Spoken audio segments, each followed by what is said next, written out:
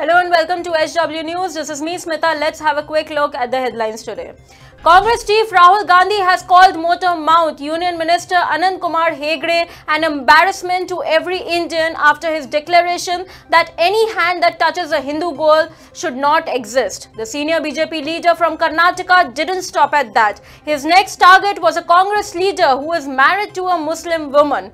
Mr. Hegde dissed Congress's Karnataka chief Dinesh Gundu Rao, who had dared to ask about his contribution to the state as a guy who ran behind a Muslim lady. The Congress chief censored his statements and said he was unfit to be a union minister. A Delhi court on Monday extended the ED custody of lawyer Gautam Khaitan, an accused in the Augusta Westland VVIP chopper scam, by 5 days in connection with a fresh case of alleged possession of black money and money laundering. The court had on Saturday sent him to the Enforcement Directorate custody after it alleged that he was operating and holding a number of foreign accounts illegally and thereby possessing black money and stashing assets. Special Judge Arvind Kumar extended the ED custody of Khaitan, who is already being prosecuted in a case related to Augusta Westland and was out on bail.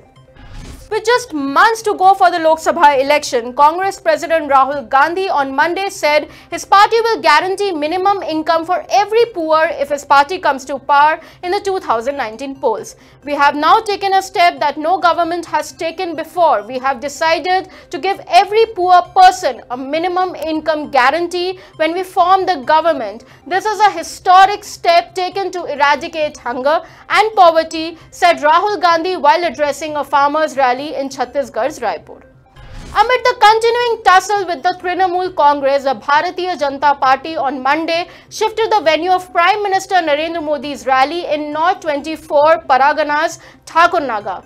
The February 2 rally will now be held at another ground nearby after the pre-decided venue was booked by TMC for week-long religious festivities.